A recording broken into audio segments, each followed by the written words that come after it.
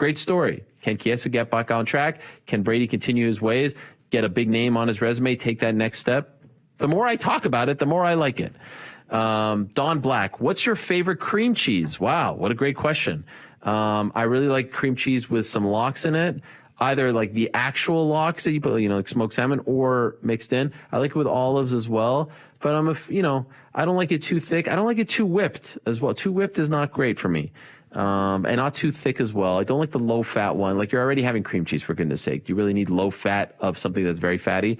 By the way, in case you're wondering, I usually break my fast with a nice little, bagel and cream cheese, some smoked salmon.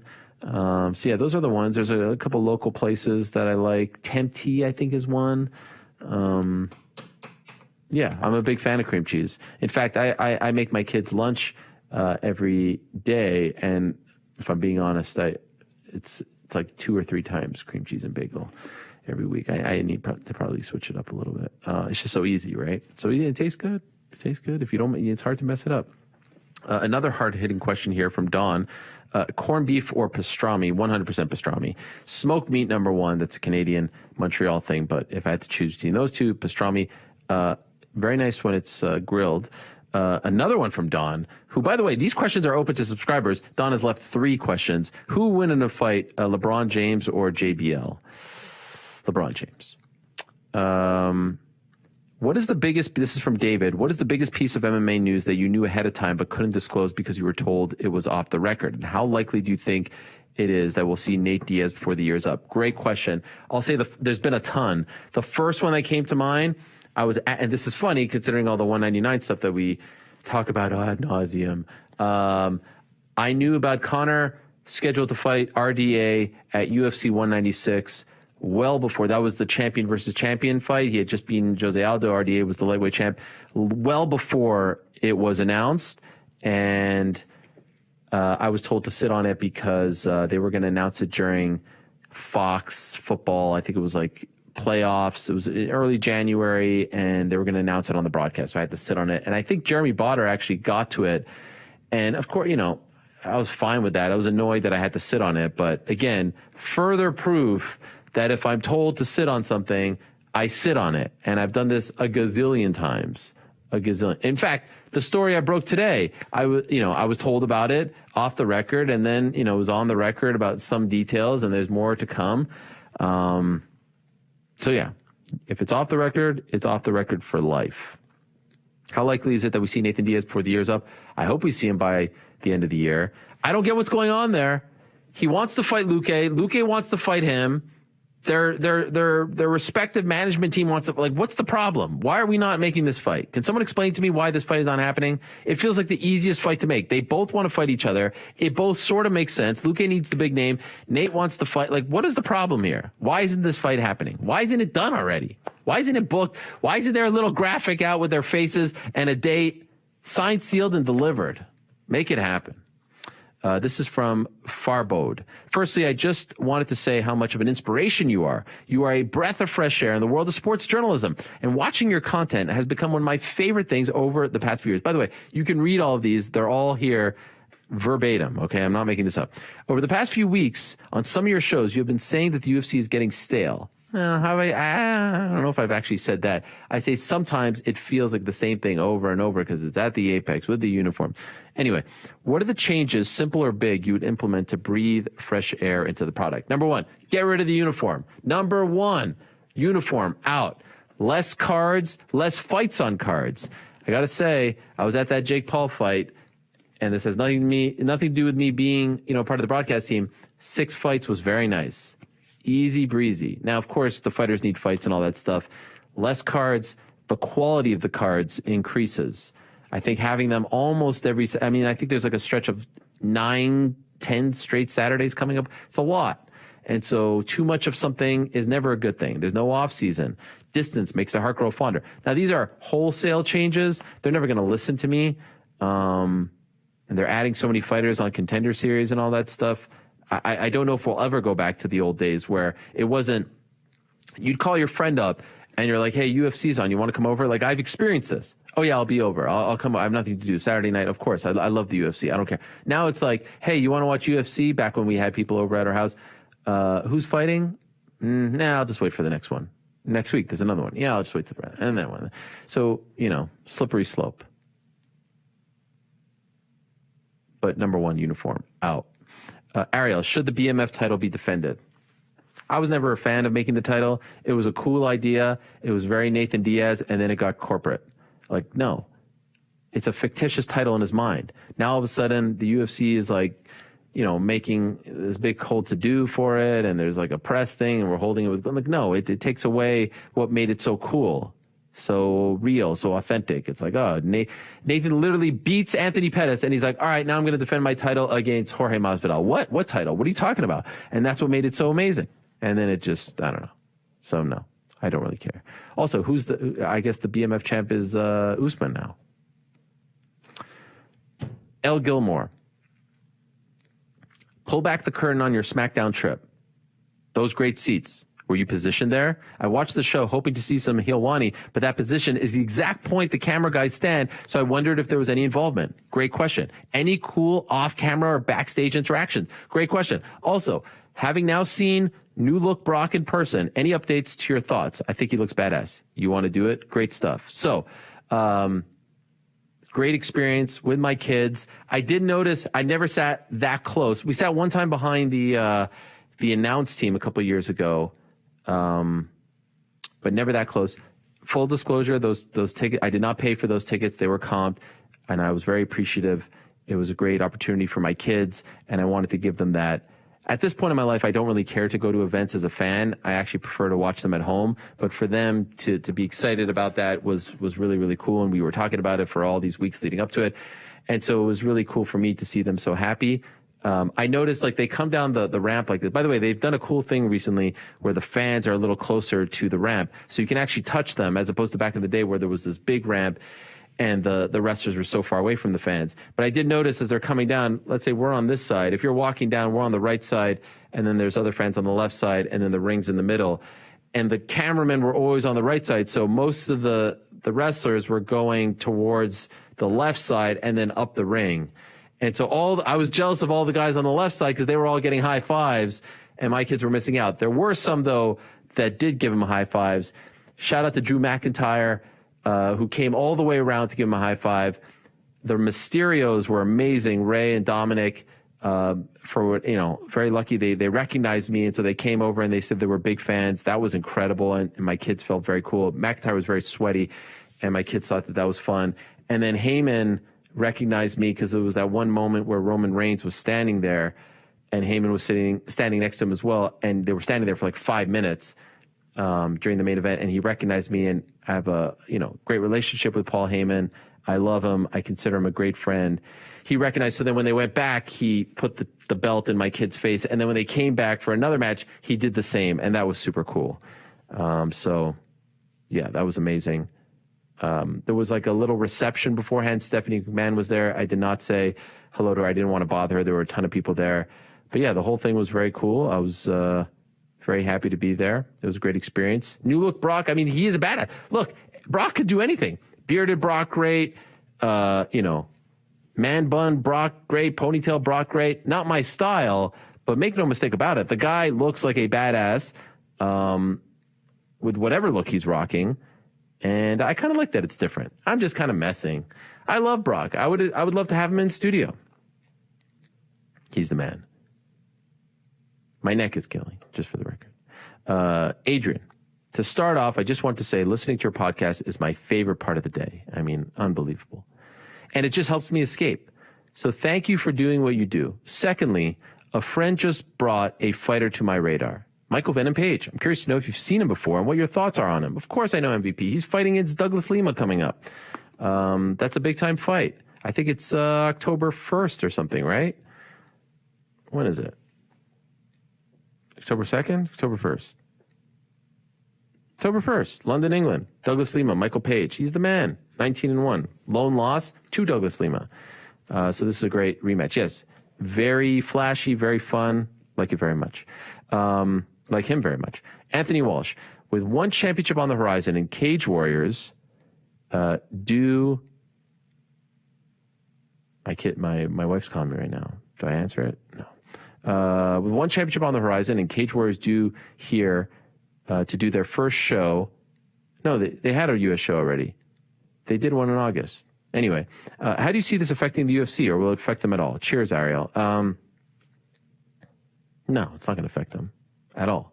And by the way, speaking of that, like the more the merrier, but speaking of that, so I reported this thing on my, on my Substack and then on my Instagram about this new group coming together. Actually, one of the guys just reached out to me.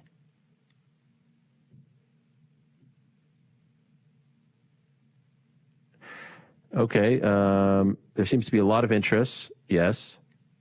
They don't want it to be revealed just yet, but he did write to me. If you wanted to add another nugget, feel free to release. So this is what I reported. According to sources, a number of influential industry individuals have come together to create a new MMA league that is structured more like the NBA, NHL, and NFL league, rather than your typical MMA promotion. This new league would also include an athlete association that implements a CBA with a 50-50 revenue share, guaranteed contracts, health insurance, career-ending insurance, and a pension plan. The plan is to announce the venture in the coming days. I'm told they're hoping to launch in 2023. This is what I wrote. New information. This not yet reported. Right now.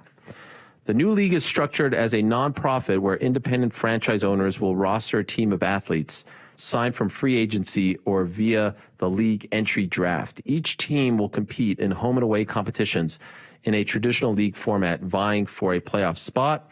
The owners and athletes are governed by the league bylaws and collective bargaining agreement, which is enforced by the commissioner and board of governors. So this is all very much like an NBA/NHL NFL deal. What I said to them was, when I first heard about this, like, we've seen people try to implement the major league model to fighting. It doesn't always happen successfully. It often doesn't happen successfully because fighting is completely different than the major leagues for a litany of reasons. We don't have to go through all of them. You know the differences. It's like completely different. I respect the fact that they're trying to do that. I respect the fact that they're trying to bring in a 50-50 revenue share, all that stuff. You want the fighters to have the say, right? Like, you don't want the league to be implementing these things because that kind of defeats the purpose of the association, if you will. But it's interesting, and I'm getting a ton of people reaching out to me for more information. I'm not behind any of this. I'm just the one reporting the stuff. And they're going to come out and make their announcement and do what they have to do. But one thing I did want to say was, I saw a lot of people saying, like, Dana White is flipping out. Dana White is upset. You think he gives two craps about this? Like, with all due respect, Dana White has more money than he knows what to do with. He won. He won the war. He won the race. He is a success story. Whether anyone wants to admit it or not, he is a success story. He won. And so he has money. His grandkids have money, right? Like, he's done. He won. He could stop doing whatever it is he's doing right now with the UFC today and be an absolute winner. Hundreds of millions of dollars to his name, right? You think he cares about a new promotion popping up here? But, like, you think he's sweating this? It's probably something that someone brought up, maybe looking at, but, like, do you think they care about, they have such a head start on everyone. Like, let's not get it twisted here, guys. This is very interesting. I'm not trying to poo-poo any of it. It's really interesting. I'm going to see how it all unfolds, and I'm going to watch it closely and talk to all that. And a bunch of people are interested. And trust me, every fighter, like I said earlier, they don't want to talk about it publicly, but they all feel the same way, right? So they're all looking at it, and they're all interested in it, and they're all monitoring it. But you think Dana White is tripping over this? You really think he's sweating any of this? Come on, guys. He has a 30-year head start. Almost. On ESPN. Biggest, like, we have to be a little bit, realistic here. It's great to be excited. It's great to be interested, optimistic. But I keep seeing people say, like, Dana White's flipping out. You think he cares? I saw he held court yesterday at the post-fight press conference for Contender Series. And it's great because, like, sometimes because he won the race, because he won the battle, because he's a multi-millionaire, I have felt over the last few years, and I've said it. Remember one time I was sitting here with New York Rick, and I was talking about the promotion for the Bisping GSP fight, and I was like, that's how you sell a fight? Where's the fastball? Where's 2006 Dana? Where's 2007 Dana? Where's the fire? Where's all of that? And sometimes it's just not there, and it's understandable. I think Coker would tell you deep down, like once he got paid from the Strikeforce sale, you don't have that same fire. It's human nature. But when there's competition, and especially competition poking you, like we saw that fire from Mayweather, McGregor, Showtime, all that. Jake Paul, I think, is bringing some of that fire a little bit out in him. And he was there talking about Jake, did you hear that? When he's talking about Anderson Silva potentially fighting Jake Paul. And I found that to be so interesting. You're trying to, almost like, get Jake Paul to take the Anderson Silva fight. You're trying to, peer pressure him into taking it like, oh, you'd fight Tyron Woodley, you won't fight Anderson Silva. Anderson Silva has boxing skills. Look how good he looks. Didn't we just say prior to the Woodley fight that he's fighting 50-year-olds when Woodley's not even 50? I think he's 39, 38. Didn't we just say that Jake Paul only fights old guys? Now we're pushing for him to fight Anderson Silva, who's 46. Now, again, I do think it will be a closer fight, but that just seemed weird to me. Why are you pushing? You just said Jake only fights old guys. Anderson's older than Woodley by 7 years. But it's going to be interesting to see who Jake picks. Put out the Masvidal thing. Don't think it happens. I don't think it's a impossibility. They have done the work with other people before. They've co-promoted. They've done stuff with, Showtime. I don't think it happens, but I don't think it's an impossibility. But, I think maybe he fights Tommy Fury end of the year, and then there's a big name that emerges next year.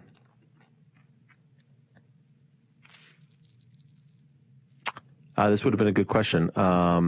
Joshua asked about the Shevchenko sisters' relationship with their father. We never hear about him. Unfortunately, she has come and gone. But next time. Dan, on a couple more here. On Fighter Pay, the Endeavor Group's recent IPO would lead you to believe that the UFC is less likely to do something about it now more than ever. Why would they? Why would they willingly change the model that is working so well for them and making them so much money? The way the UFC runs their business was part of what made the offering attractive to many investors. Yes, 60 to 70% of Endeavor's value comes from the UFC. Yes, and at least half of its cash flow. The pandemic's been great. They got the hotel there. They got the Apex there. There's no travel. You don't have to pick up the circus tent and move it to another city. Made money, saved money. Restructuring all the deals could be seen as bait and switch. They're not doing it. Despite Q2 quarterly revenue being up 70% year over year, holy smoke, 70% for the UFC. It would be hard to sell to investors if the UFC dramatically changed anything. They're not.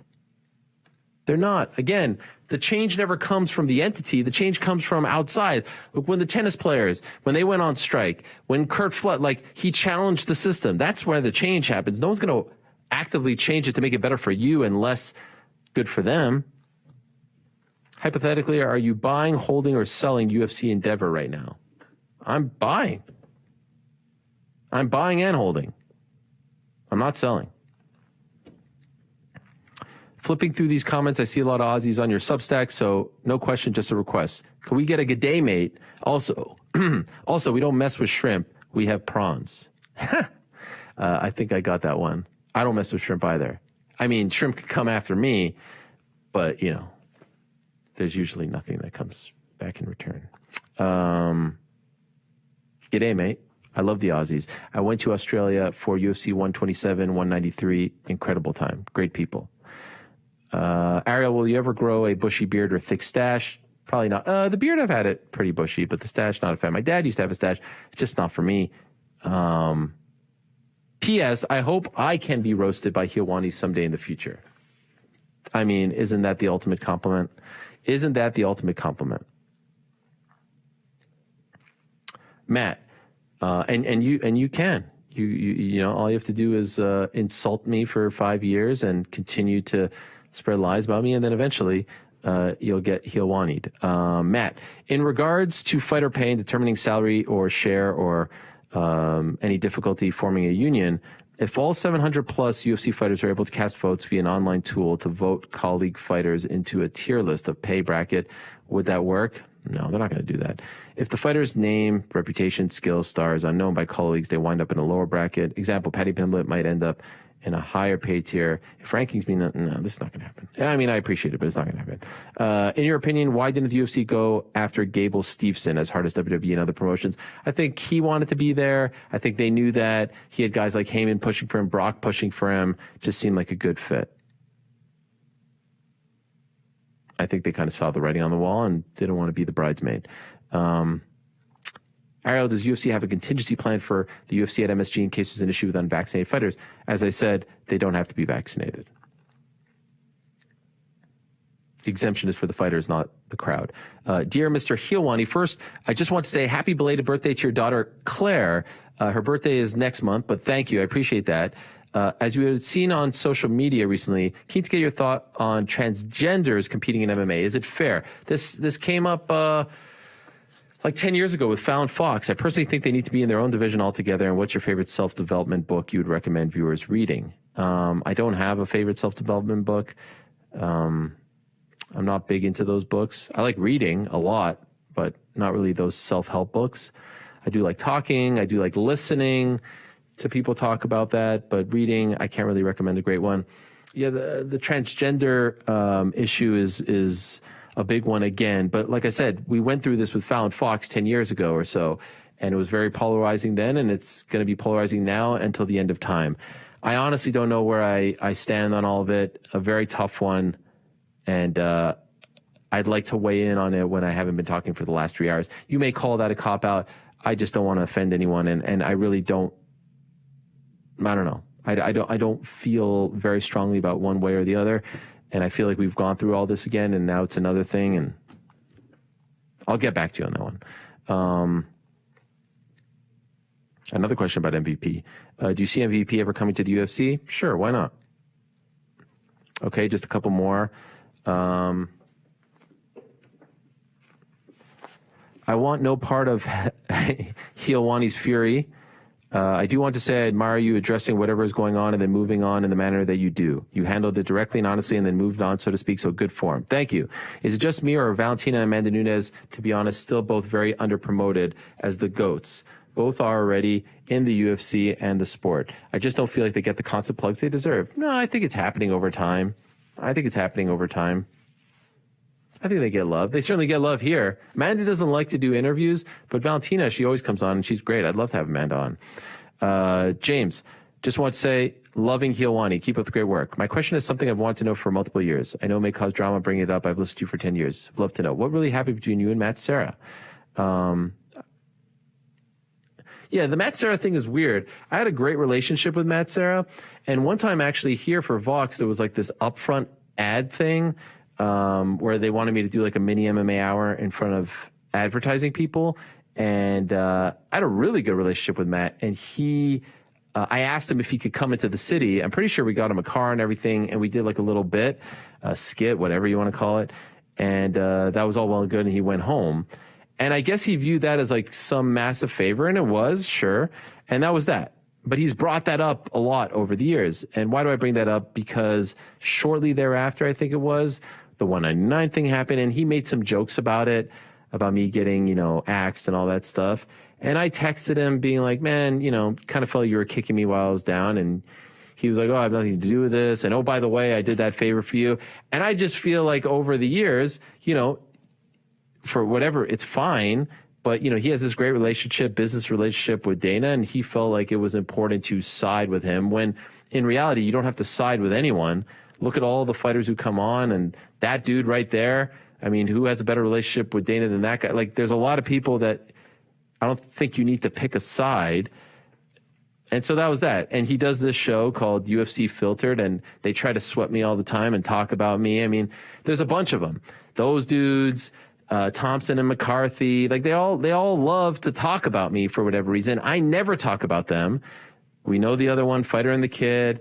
And they love to talk about, what I'm doing, my style of journalism, my comings and goings, my career. They love to weigh in on it. Always wrong, always totally off. always taking pot shots, and I never talk about them. I guess you have to punch up. I guess you want to punch the guy who's at the top. I get that. You want to get some views, then you'll clip it off. You'll put my name in the headline. You'll put my picture. You'll put it on your YouTube. I get it. I get it. I love that they call themselves UFC Unfiltered when it's the most filtered podcast of all time. I mean, it's run by the UFC. They'll have like UFC approved journalists on there, fighter. Like no one can say anything. They'll take things out if someone's critical. But I have no problem. Like he calls me a weasel. Like for what? I've never done wrong by him. I think I've only showed him love. And that's that. I have no issues with him. And I could say stuff here that I could put. It's not my style. But I love all these podcasts. They love to weigh in. Like after the thing with Shaw, everyone's weighing in. I see Thompson McCarthy. They love to weigh in. UFC Filter love to weigh in. Everyone loves to weigh in on my stuff. And I could not care less. Like water off a duck's back. Talk all you want. Just don't lie. That's it. Just don't lie. Just don't lie. You can have your take. You can have your opinion. Just don't lie. That's all I ask. You can keep talking about me. It's fine.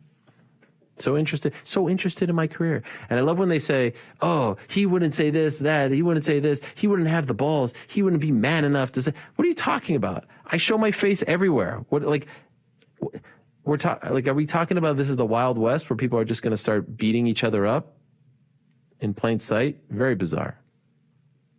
But no beef here with Serra. They love talking about me. They love taking pot shots, talking about my journalism. I say big kiss, small hug, big kiss, small kiss, big hug. That's a joke, I think, from Nacho Libre. Ariel, 2 questions. What do you see next for Derek Lewis? Good question. I don't know. Take some time off. Maybe I'll have him on the show. Do you collect or have any cool pieces of sports memorabilia? Yeah, I've got a few. I got a Gary Carter signed picture. I like that a lot. Some jerseys. Okay, here we go. We're going to run through these. Your personal GOAT list. I've been asked this before. GSP number 1. John Jones' return to MMA gradually becoming less likely. Send the increasing popularity and profitability of this new brand. Do you think we see John jump to boxing? No, he has a contract. If Islam and Khamzat both win on October 30th and UFC books them against each other at 155, who would win? Khamzat's not fighting at 155. Are you insane? He fights at 170 or 185. Do you think the UFC will allow Jorge Masvidal to leave his contract to fight Jake Paul? Probably not. They want him to fight Leon Edwards beginning of the year, so that probably happens. But I don't think it's crazy. I don't think it's like 10 years ago when Anderson wanted to fight Roy Jones. I think that was obviously never going to happen. But now they've shown, they're open to it.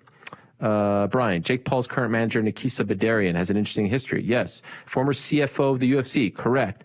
Obviously, smart move by Jake to hitch his trailer to Nikisa. I agree. He seems able to offer more in this space than others. I'm a big fan. Very, very sharp, very smart, thinks outside the box, obviously has the knowledge of working for the UFC, was a part of the sale, was a part of a lot of big things.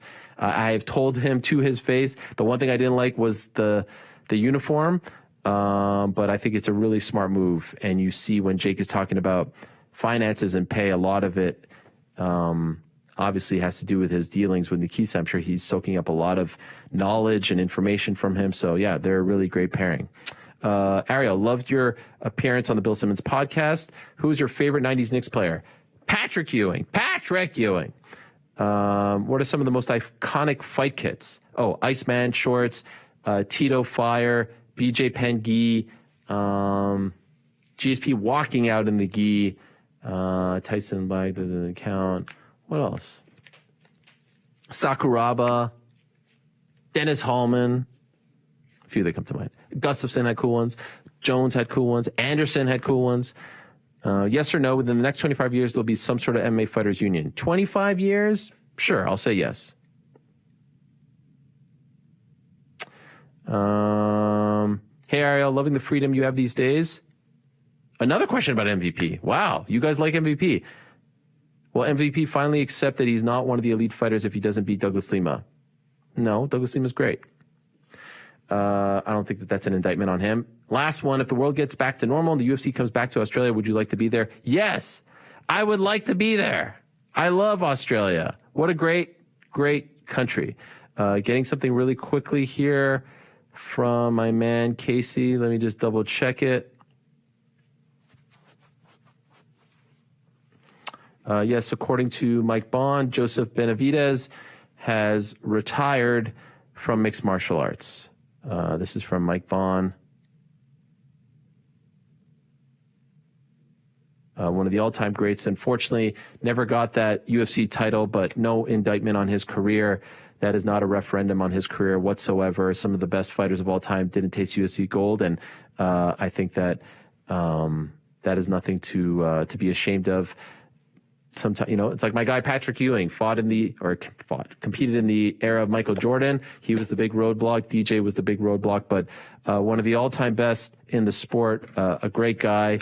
And I wish him a great career. That just happened right now. So a great, post-fighting career, of course, because I know he has a lot of interests, fashion, photography, media, all that type of stuff. So all these fighters that we were covering in the early days, now getting a little bit older, it's a wild thing to see. But all the best to Joseph Benavidez. And thank you for the great fights, the great entertainment, the great memories, and congratulations on a fantastic career.